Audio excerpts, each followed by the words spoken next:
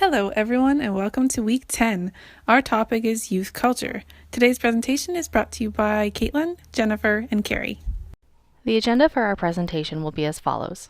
Carrie will open with a discussion around youth acceptance, followed by Jennifer exploring the influence of applications on identity, and Kaitlyn discussing the role of values in pop culture. We will conclude our presentation with 3 quotes relevant to our topic and look forward to extending this week's discussion on Blackboard. In Week 10's article by Vanita, Gerstein, Zeller, and Noel, 2009, 3 non-social attributes, physical attractiveness, athleticism, and academic competence, were explored to determine whether these associations varied as a function of gender and development with peer acceptance. According to Dijkstra, Lindenberg, and Venstra, 2007, peer acceptance and peer rejection have been recognized as important factors and indicators for developmental outcomes. Adolescents who are rejected by their peers may be at risk for externalizing problems, such as poor school adjustment and disruptiveness and physical aggression, as well as the internalizing problems, such as feelings of loneliness, social anxiety, depression, and negative self-appraisals. Reflecting on the importance of acceptance and rejection by peers while considering peer acceptance can help to better understand the role non-social attributes play, if any. The primary aim for Vanata et al.'s empirical study was to examine the 3 personal attributes identified to determine their impact on social perception and social acceptance while exploring gender and age as modifying factors. Vanata et al.'s study revealed that peer perceptions of appearance, athletic ability, and academic competence each demonstrated moderate to strong correlations with peer ratings of social acceptance. These results are consistent with other studies that have demonstrated associations between the 3 non-social attributes and peer acceptance or popularity. Associations of peer acceptance with attractiveness and athleticism remain significant, with attractiveness and athleticism significant even after taking into account multiple dimensions of social behavior. Although athleticism was associated with higher levels of leadership and lower levels of social isolation, results suggested that peer perceptions of greater athletic ability were linked with more aggressive and less pro-social behavior once other attributes were taken into account.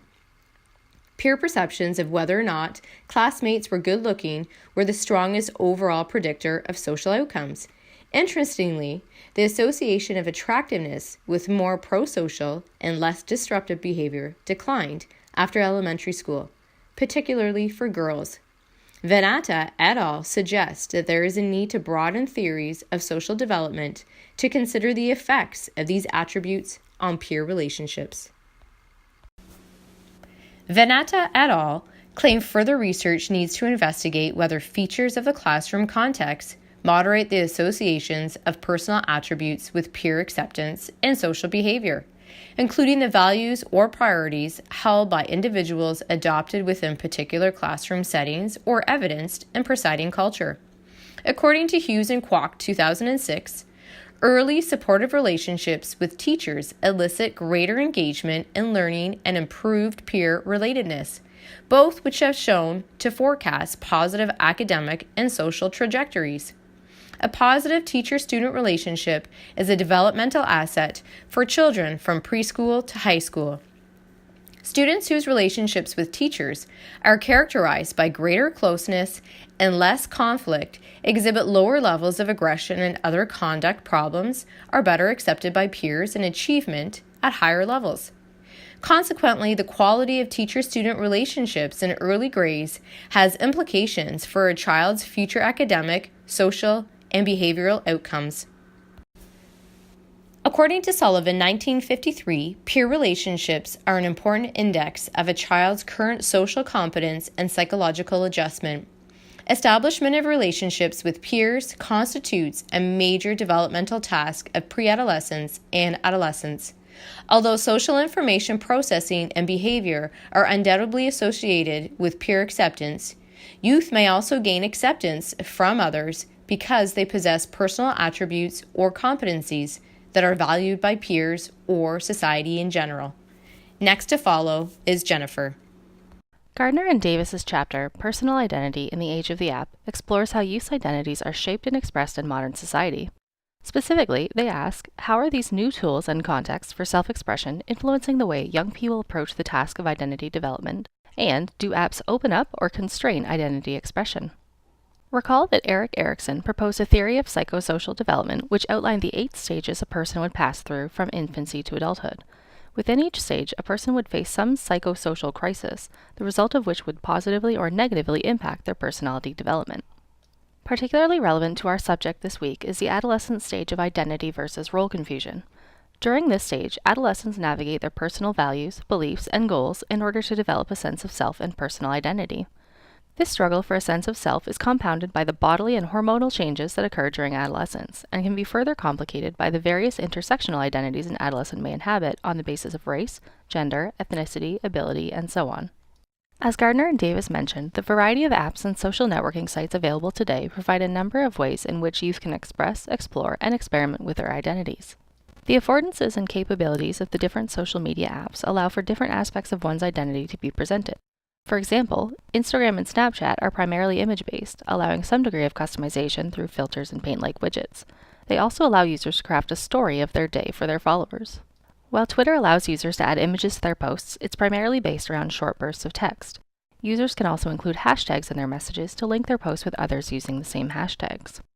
YouTube's primary feature is video uploads. Users can upload anything from simple vlogs to scripted and heavily edited video segments.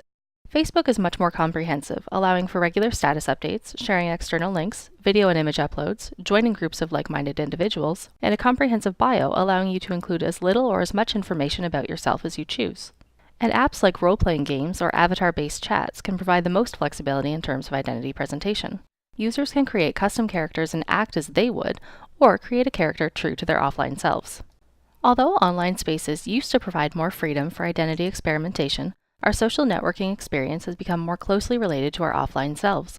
Followers, subscribers, and friends tend to be people that are known offline, and with few exceptions, social media profiles tend to reflect adolescents' offline lives. However, the identities created and expressed online tend to be much more polished, with posts and images strategically selected and carefully crafted to convey a desirable image of the person in question. These presentations tend to be more externally oriented, minimizing the expression of internal conflicts and struggles and highlighting hobbies, interests, and activities with friends. The authors found that this process of identity presentation and performance differed between affluent and non-affluent youth based on their future aspirations. Affluent youth focused on presenting a polished, packaged self that would meet the approval of college admissions and prospective employers, highlighting SAT scores, extracurricular involvement, and other external representations of achievement. Effectively, the social media profiles of middle to upper class youth became social resumes to sell themselves not only to their peers, but to their desired schools and careers. Gardner and Davis explained that these youth often end up with something called identity foreclosure. By entering college with their lives already mapped out, from summer jobs to future internships and their eventual desired career, they are restricting themselves from experimenting and exploring alternatives. They have foreclosed their identities before even seeing all of the options. Gardner and Davis describe youth in the age of the app as more self-focused, rating higher on narcissistic personality scales than in previous decades. However, unlike the self-assuredness that we typically associate with narcissism, they explain that these results are more likely a result of fragility, insecurity, and a need for external validation. Adolescents often experience moodiness, restlessness, worry, and isolation due to the feeling that their lives are being controlled by external social forces, such as these apps. To support this idea of online narcissistic behavior, Gardner and Davis also mentioned that 80% of social media updates are self-focused, compared with only about 30 to 40% of offline conversation. However, I would argue that most social media platforms are designed to promote so-called narcissistic updates, with their status updating prompts asking, "What's happening?" or "What's on your mind?" as seen in these quick screenshots of my own social media pages. Regardless, they argue that the insecurity and disequilibrium involved in today's identity formation has resulted in the whatever generation, youth with a desire to feel nothing, as evidenced by increased rates of alcohol abuse among college students in recent years. In Week 3, the report by O'Keefe, Clark-Pearson, and the Council on Communications and Media discussed the risks associated with adolescents' online activity, due in part to a general lack of awareness of their digital footprint. However, Gardner and Davis cite the results of a 2010 survey indicating that 88% of youth in the United States were cognizant of the risks associated with posting personal information online. Similarly, apps and the associated app mentality reinforce the current trend towards risk aversion among adolescents. Location apps eliminate the risk of getting lost in an unfamiliar place. Information apps like Wikipedia reduce the risk of spreading incorrect information, and messaging apps can mitigate the discomforts associated with confronting someone face-to-face. While these sound like great positive things, taking risks generates resiliency, and overcoming them creates a sense of autonomy. This is where the app age takes a toll. Furthermore, the constant connectedness facilitated by apps can also reduce independence and autonomy. Adolescents can rely on their various audiences to help them solve problems and validate their thoughts and feelings rather than working through things on their own. The way that identities become crafted, externalized, and performed online can encourage measurement and quantification. While websites like Clout and Peer Index generate influence scores based on the number of followers and likes a person's content receives, the quantified self movement encourages the use of tools to track various aspects of one's life. Although some of these measurements can be beneficial for our personal awareness, such as the health-related stats provided by Fitbits and other wearable tech, becoming obsessed with the numbers can be detrimental to our ability to reflect, process, and construct our offline identities. The pressure to maintain an online social identity cuts into the time that would otherwise be spent on living or being in the moment, and can increase the need for validation through likes, retweets, comments, and followers. The app age isn't all bad, though. There are several ways in which the widespread availability and use of apps has been beneficial for adolescent identity development. The globalized nature of the internet, and social media apps in particular, promotes a greater understanding and acceptance of different identities, interests, cultures, and social circumstances than youth may be exposed to in their immediate vicinity. They have access to a variety of information sources, although not all are trustworthy, that they can use to form their own educated opinions on current events. There are also a variety of online communities for virtually any interest, no matter how niche, that can promote inclusion and socialization. Ultimately, Gardner and Davis conclude that apps and similar digital technologies offer a number of opportunities for youth to express themselves and their identities, but should be used in moderation to avoid depleting their offline sense of self. Finally, here is Kaitlyn with a look at youth and popular culture. Hi everyone, it's Kaitlyn. I'm going to discuss the article Your Best Friend or Your Worst Enemy, The Significance of Youth Popular Culture in Education by Jeffrey M. R. Duncan Andrade. The author discusses youth popular culture in the classroom and why it is important. To start off, Duncan Andrade states there are two dimensions of using popular culture in education. The first one is youth culture as access to knowledge about and relationships with your students. The second one is youth culture as access to broader society's valued knowledge. The author then justifies why using popular culture in education is important. He states that by paying attention to student interests, teachers can design a curriculum that connects to modern media or youth popular culture and develops techniques to view this media. He states that without this, teaching becomes a dismissal of the importance of these skills.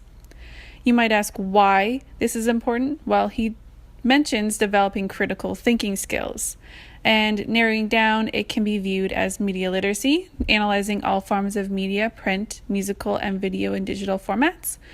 Information literacy, where students are critical of the credibility, currency, and reliability of information. And also, which is not mentioned in the article, digital literacy, citizenship. And this is connected due to the various forms of media engaged in with digital formats requiring critical thinking. And lastly, analysis and reflection, being important skills for improvement and in their future in the workforce. Duncan Andrade also supplies 3 guiding questions to get educators started. The first one being, what are students investing themselves in? And 2 and 3, how and why they are investing in these areas. Essentially, these are to make sure educators are reaching students where it's most impactful and not choosing random pop cultural areas. Obviously, this requires ongoing inquiry by questioning themselves and students, also talking, so constant discussion with students and other staff in collaboration with them, and lastly, observations, not just in the classroom, but in the school climate, in the halls, in the caf, etc., and making note of possible changes in possible areas of interest. The author also highlights the general view educators have about pop culture. Keep in mind that the view that Duncan Andrade presents may have changed since the 8 years of publication. He argues that using popular culture, it has become a means of reinforcing the cultural hierarchy. For example, he says movies are used as a reward and that film is not equated to printed text. And also it's a tool for pacification not worthy of any inquiry or deeper thought. So essentially, youth are never taught to view popular culture as intellectual and development, nor how to enhance and refine the skills that they have to view this format. Essentially, this misuse, he argues, comes from the cultural acceptance that what youth do in their free time means they're intellectually unengaged. And Duncan Andrade acknowledges that this may be true, but schools are at fault for not providing students with critical media awareness. He states that rather providing tools for analysis of popular culture, media culture is essentially villainized.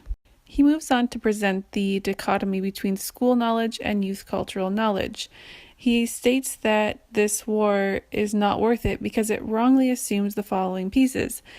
It assumes that the higher and cultural intellectual order of printed text over any other text.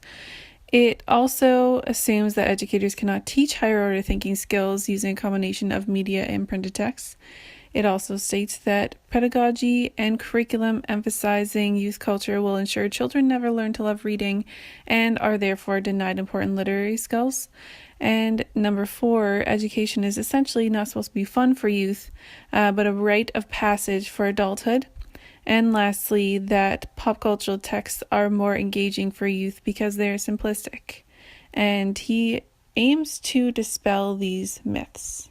Some of these ideas here, especially number 4, are reminiscent of the ideas that Sir Ken Robertson speaks about in his TED Talk called Do Schools Kill Creativity? And essentially, they both present that education does not utilize every skill that a student brings to the classroom. And in fact, that students end up either losing some imperative skills or, as Duncan Andrade's experience, they resist education. The article moves on to explain that youth cultural texts are not simplistic and students are reading, but they're reading items that educators do not view as texts. They end up lumping the text contributing to violence and obesity. He then poses a couple questions to the readers, stating something like, will we think negatively about sitting and reading all day as we do screen time? What about using language because of Catcher in the Rye? He suggests that educators kind of shrug the responsibility to prepare youth to critically engage with media. He furthers this in saying that youth resistance to printed texts is a conscious response to aesthetic caring, or the instructional teacher-student relationship where academics is the sole focus of education, and that this resisting curriculum is a form of student agency and a statement against curriculum and pedagogy that is dismissive of them and their cultural knowledge. He furthers this in saying that colored students were being misportrayed as being intellectually disengaged when he says, in fact, quote, what we find in discussions with urban youngsters is not necessarily that they want less time in the classrooms. Rather, they want classrooms that are more worth spending time in. In the article, there is student interviews where they are described as 3 colored male grade 12 students that are at different academic levels. To summarize their discussion, they state that critiquing skills of popular culture can be applied to anything. They also state that there is a connection of popular culture to canon texts, and they argue for a more culturally relevant curriculum. Also, they say it's more engaging and exciting to learn with pop culture, and that media literacy development is represented through asking why when engaging with all types of media. A student is quoted here to say that they think it's very important the way that they take it in here, i.e. in Duncan Andrade's classroom, as a much more in-depth analysis of the text, and that they are texts that mean something to them. The author shows that this reflects the ideas of many urban students who really require a more intellectually stimulating classroom that uses popular culture to connect to traditional academic skills, and it also connects to their desire to represent their own cultural knowledge. He also states that it seems opposite to the current trends in urban public schools, which focus on, quote, corporate texts and, quote, curriculum packages that are geared to raising test scores. Duncan Andrade then presents some ideas when talking about multicultural education. He states that multicultural education movement called cultural awareness has used the word culture to be equated to race and ethnicity, but not considering other essential aspects of culture. He states that educators must expand multicultural education to include developing curriculum and pedagogy to empower students to critically engage with the electronic media and other pop culture that they engage in. And he says that in these spaces, students are already displaying the same academic skills that are desired in the classroom. So the goal here is that educators should help students recognize that these popular culture skills are applicable in the classroom as well as outside of it. To conclude, Duncan Andrade proposes that multicultural curriculum and pedagogy should use youth popular culture to scaffold these skills students already cultivate outside of class into academic success. To end off, I would like to conclude with a critique of the article. Duncan Andrade presents a one-sided position. He only presents the positives of this experiment. Not all youth enjoy the same aspects of popular culture. Students could still be bored or unengaged despite using these pop cultural references. For example, not all students like rap music, which he used in his classroom. Only one group of students were also presented in the research. What happened to the other students? How does this work with other ethnicities, races, genders, and abilities? He also doesn't give credit to educators who are using popular culture in their classroom. School resources might be limited, and teachers can't order extra text or extra resources on top of everything they have to do. It also depends on how you integrate this in the classroom, because effective integration is required for seamless programming.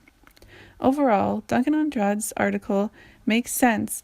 However, more research in this area could help bring to light effective practices. I'm going to leave you with Alexandra Philippe's TED Talk, which shows why popular culture is important in terms of being a movement which brings society together instead of separating us. It reflects the positive perception of popular culture, which this article also demonstrates. To conclude the article, it provides a leaping off point for incorporating youth popular culture for making a more relevant program for teens. It highlights the knowledge and skills students already have, which can be developed further in the classroom. We would like to conclude our presentation with 3 final quotes associated with acceptance, values, and identity.